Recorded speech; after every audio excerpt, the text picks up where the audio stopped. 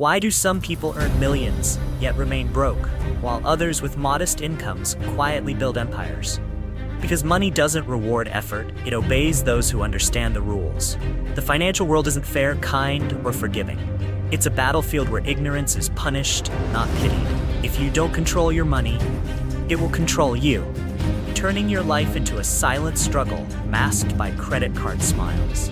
This isn't a video about budgeting tips or quick wins. It's a ruthless expose of 15 financial laws no one teaches you, but everyone gets judged by. No fluff, no filters, just the raw truths that separate the broke from the free. So if you're ready to face the truths most people run from, let's begin. Money is not a reward, it's a test. Law 1. Money won't fix your problems if you don't know how to keep it. Money doesn't hand out rewards to the hardworking, it punishes the uninformed. It doesn't matter how much you make. What matters is how much you actually keep. Many believe a high salary is a sign of success, but they don't see the red numbers in the bank. It's not a lack of income, it's an overdose of ignorance. Money is a sharp tool, and those who don't learn how to use it will get sliced by it. Don't be mistaken. In this game, financial ignorance isn't forgiven. It's punished, swiftly and without apology. That's the reality most people choose to ignore. Picture yourself on a luxury boat floating through the ocean of finance. But beneath the deck lies a hole you don't even see. Uncontrolled spending, short-term gratification, and a false sense of security. The harder you paddle, that is, the more you earn, the faster the water floods in. Eventually, you sink. Not because you lack strength, but because you lack awareness. Not because you can't make money, but because you don't know how to keep it alive long enough for it to grow. Earning means nothing if your boat is leaking. And right now, most boats are silently going under. Poor financial management is no longer an innocent mistake. It's a strategic failure. We live in an era overflowing with financial tools, information, and resources. So continuing to waste money blindly isn't unfortunate, it's irresponsible. Living paycheck to paycheck by default isn't a tragedy anymore. It's a choice. In the money game, those who don't know the rules get swallowed by the market. No one is coming to rescue you. And no, you don't get to blame anyone else. Either you master the game, or the game crushes you. Brutally, unapologetically, and often without giving you a second chance. The richer you get, the poorer you feel. Lifestyle inflation is a noose. Law 2. More income doesn't mean more freedom. There's a twisted paradox in modern society. The more people earn, the poorer they feel. Why? Because they upgrade their lifestyle instead of upgrading their mindset. Every time income rises, instead of saving the difference, they increase their spending standards. From renting to owning, from used cars to shiny SUVs, from homemade coffee to Starbucks every morning. And then the money's gone. The problem isn't how much you make. It's how much you allow yourself to spend. You don't become free by earning more. You become free by deciding how little you truly need to live without stress. People who claim they're moving up are silently panicking inside. They carry credit card debt and consumer loans, but try to maintain a calm appearance. They're not building freedom, they're building a golden cage. The house is big, but the pressure is suffocating. The car is luxurious, but it runs on stress instead of gas. These material upgrades don't provide freedom. They tighten the financial noose when income stalls. This is what financial suicide looks like in a tailored suit. Smiles on the outside, silent dread on the inside. A lifestyle created for admiration, not for actual peace. Financial freedom doesn't come from your salary figure. It comes from your ability to restrain yourself while you're ahead. True masters of money don't spend according to what they earn. They spend below it, deliberately. That's brutal self-discipline. When others spend more with every raise, you stand still. When others buy what they deserve, you invest in what's necessary for independence. Freedom is not for the soft-hearted who chase appearances. It's reserved for those with the guts to delay gratification, live lean when they could live lavish, and prioritize ownership over impressions. Freedom is not expensive, it's strategic. Wealth isn't how much you earn, it's how much you keep. Law 3. Keeping money matters more than making it. Real wealth isn't found in your tax returns. It's found in what remains after every bill is paid. That's the concept of relative income, a slap in the face to high earners with empty wallets. Someone making $5,000 a month and spending $2,000 is richer than someone making $10,000 and spending $9,900. The art is in what you keep, not what you collect. It's not how loud your paycheck is, it's how quietly you preserve it. And most people, they're just earning to spend, not earning to own. Until that changes, they'll be rich only on paper and poor in reality. The most dangerous trap isn't poverty, it's pretending you're rich. The middle class sedates itself with illusions. Car loans, zero-interest vacations, luxury dinners to reward hard work. But it's all consumption. Financially intelligent people know saving isn't stingy, it's a weapon. They don't let society dictate their wallet. They choose a quiet lifestyle, aggressive saving, and strategic investing. That's the foundation of real power. No flash, no hype, just discipline. And while others chase applause, they accumulate freedom. They know appearances drain wealth, assets protect it. In this game, the invisible wins, and the loudest ones often fall the fastest. The formula for escaping the rat race is simple. Spend less than you earn and invest the gap. But simple doesn't mean easy, because it requires beating your worst enemy, yourself. Living below your means isn't taught in schools, it's not praised on social media, but it's how real wealth is built. Not through noise, not through flaunting, but through quiet, consistent ownership. The truly wealthy don't shout, they save. Month after month, they keep a piece for themselves, and that piece works while they sleep. That's how empires are built, not by luck, but by habit repeated in silence. If you don't define enough, you'll drown in greed. Law 4, without clear limits, you'll always feel broke. What kills personal finance isn't lack of opportunity, it's the absence of boundaries on desire.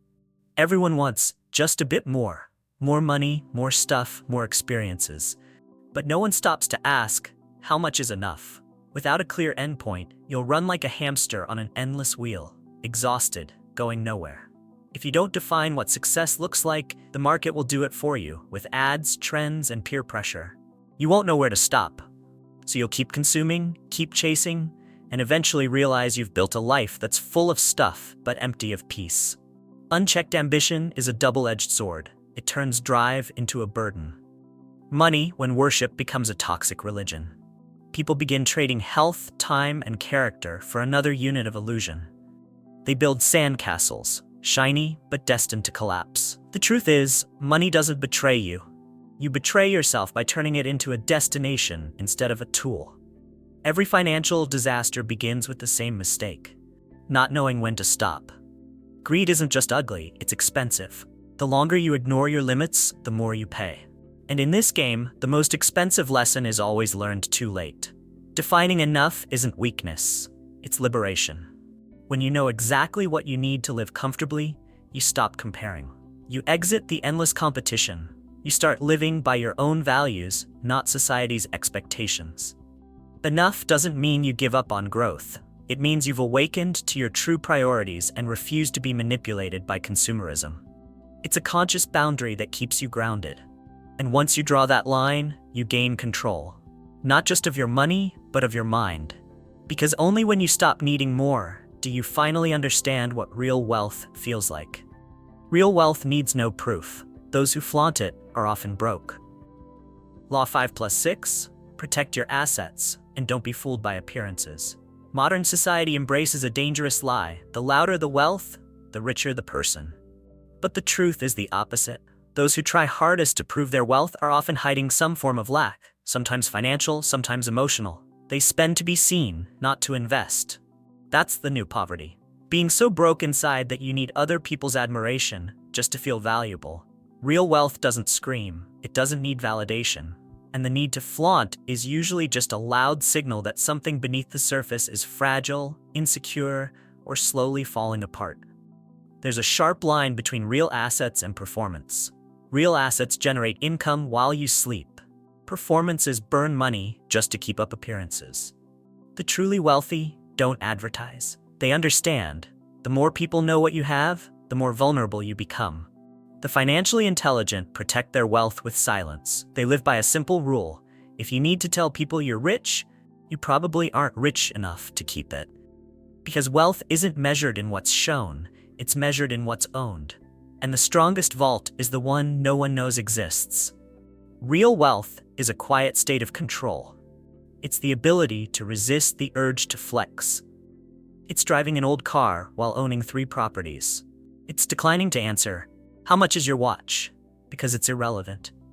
Financial silence is power. It's a language the masses don't understand.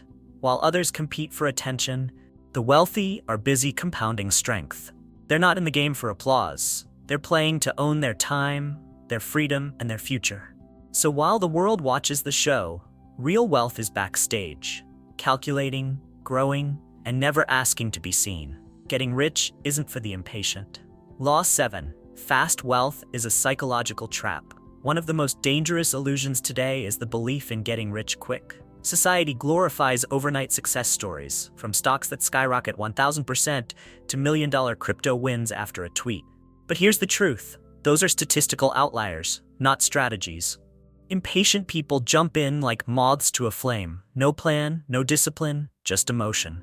And they pay with the very financial stability they're desperately chasing. Chasing fast money is how slow ruin begins. The market punishes urgency, and it rewards those who stay calm, measured, and boringly consistent when everyone else is chasing fireworks.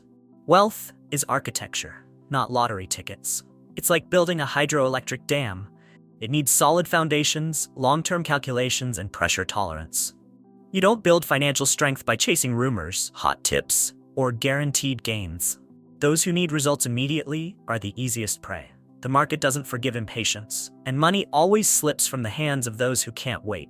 Real wealth isn't a jackpot, it's a fortress, constructed brick by brick, unshaken by hype, unmoved by shortcuts. Those who rush fall, those who build endure. That's the unspoken law of money. Fast is fragile, slow is sovereign. If you want true wealth, you must embrace boredom. You must fall in love with repetition, steady investing, measured spending, long-term planning. You must develop a ruthless discipline over the tiniest expenses. You must ignore the frenzy for quick opportunities because you know the real game is played in decades, not moments. Those excited by fast riches don't understand what wealth really is. It's quiet accumulation, unglamorous decisions, and zero drama. Getting rich isn't for the impulsive. It belongs to those strong enough to move slowly, wisely, and consistently, while everyone else burns out in pursuit of a shortcut that never existed. Getting rich isn't about working more, it's about working right. Law 8. Work smarter, not harder. Society tells you hard work is the key to success. But the brutal truth is, millions of people work hard their entire lives and stay broke. Why? Because they never learn the difference between working more and working right. You can grind 12 hours a day, but if your work doesn't scale, you're just digging a deeper hole. The belief that hard work is enough is a generational trap. It keeps people exhausted but poor. Labor without leverage is slavery dressed in effort, and effort without direction is just expensive suffering with a calendar and a paycheck. Effective work is about leverage. Think like a smart Uber driver. One works 12 hours a day hoping for luck. The other targets rush hours, airports, business districts, earning more with less time. The smart one earns more per hour, not more hours per day. The same logic applies to any profession. Invest in high-value skills, automate repeat tasks, negotiate rates, focus on profit per hour, not sweat per day. The worker who understands this builds assets. The one who doesn't just survives. In today's world, hustle without a strategy is just glorified busyness, and busyness doesn't pay, it just exhausts. Time is your only non-renewable resource, so wasting it thoughtlessly is financial negligence. People who master money aren't trading hours for dollars. They're multiplying their value per hour. They don't work more because they're desperate. They work smart because they're precise. Wealth isn't a reward for exhaustion. It's the outcome of ruthless strategy, selective effort, and sharp focus. If you're burning yourself out and still broke, it's not effort you lack, it's clarity. Stop grinding blindly, start moving deliberately. Because in the real game of money, those who outthink always outrun those who outwork. Every single time. Respect isn't found behind a Lamborghini's wheel. Law 9+10. Real assets don't need showing off, and luck doesn't build foundations. An expensive car can't buy you respect. A gold-plated watch can't hide an empty soul. Yet modern society glorifies the fake rich, those who trade financial stability for surface-level admiration. They lease Lamborghinis, finance Rolexes, and rent luxury homes just to be seen as successful. But this isn't wealth. It's a theatrical mask worn by people starving for validation. The tragedy? Many don't even realize they're trapped. They think they're impressing the world when all they're doing is borrowing someone else's image. True respect is earned in silence, not bought through staged opulence and ego-driven spending. Material worship isn't just a personal flaw, it's a societal virus. When someone's worth is measured by the brand they wear, we've legalized stupidity. Real asset holders don't advertise. They don't need to. Their wealth lies in freedom, the freedom to quit, to disappear, to live on their own terms. They aren't obsessed with being seen because their net worth doesn't rely on attention. True wealth is quiet. It's invisible by design. Those who have it don't flaunt it, and those who flaunt it rarely have it. Flash is a costume. Wealth is leverage, and the two rarely coexist for long. Luck might spark a breakthrough moment, but it can't lay your financial foundation. People chasing that one big break usually haven't built the capacity to sustain it. Real wealth builders don't gamble. They don't wait for lightning to strike. They build their own storms through skill, systems, and relentless discipline. They prepare when others party, they act when others hesitate, and they reinvest when others spend. Luck is fleeting. Structure endures. If your strategy depends on getting lucky, you're already broke, just waiting for reality to catch up. Stability isn't won by chance. It's engineered, brick by brick, by intent. Your financial dreams will change, and that's a good thing. Law 11+12. Prioritize adaptability and avoid the illusion of permanence. Humans tend to believe that what they want today is what they'll always want. That's the fixed dream illusion, a mental trap that leads to terrible financial decisions. You chase a mansion, sacrifice everything for it, only to realize 5 years later you just want a modest home near nature and more time with family. The dream wasn't wrong. The mistake was locking yourself into it. Growth means change, and if your goals don't evolve, maybe you haven't either. What fulfilled you yesterday might feel meaningless tomorrow. Financial clarity requires flexibility, not blind commitment to outdated ambitions. Financial adaptability isn't a sign of confusion, it's proof of wisdom. Markets change, values shift, you grow. If your financial plan doesn't evolve with these changes, you're playing yesterday's game on today's board. The financially intelligent revisit their goals yearly. They question their assumptions. They pivot when the data demands it. They don't idolize old plans. They outgrow them. Rigidity leads to irrelevance. In money and life, those who survive are not the strongest, they're the most adaptable. And in a world moving at light speed, the refusal to adapt is just a slower form of financial self-destruction. Changing goals doesn't mean failure. It means maturity. When you look in the mirror and say, "I don't want that anymore," it's not quitting, it's clarity. Letting go of outdated dreams frees you to pursue what truly fits your present self. Stop clinging to a past version of you just because you invested in it. You don't owe your former self anything. You owe everything to the future you're building now. The strongest financial move isn't always holding the line, it's knowing when to redraw it. Progress requires shedding old skins, and wealth favors those who dare to evolve. Happiness doesn't come from numbers, but from control. Law 13+14+15. Happiness isn't a destination. Know when to cut losses, and money is a journey. One of the most damaging illusions is believing, once I reach X, I'll be happy. X could be $1 million, a dream house, or the perfect car. But once you get there, satisfaction fades quickly, and emptiness returns. This is the arrival fallacy, the belief that happiness exists in some future achievement. So you run, you chase, until you're exhausted, wondering why you still feel incomplete. Happiness isn't the endgame of wealth, it's a life skill. And no financial goal can substitute the inner peace that comes from living meaningfully today. Not someday, not if, not after X. One mark of financial maturity is knowing when to cut your losses, whether it's a bad investment, a wrong decision, or even a dream that no longer fits. Amateurs hold dead stocks out of pride. Professionals cut and move on. Sunk costs aren't worth saving. You don't owe your mistakes anything. Every attachment has a price, financial and emotional. Smart money doesn't cling. It reallocates. Finance isn't an emotional game, it's a cold one. And the faster you detach from regret, the faster you regain control. Let go, recalibrate, and protect what matters now. Nostalgia won't pay your bills. Strategy will. In the end, money is not the destination. It's the tool that unlocks options.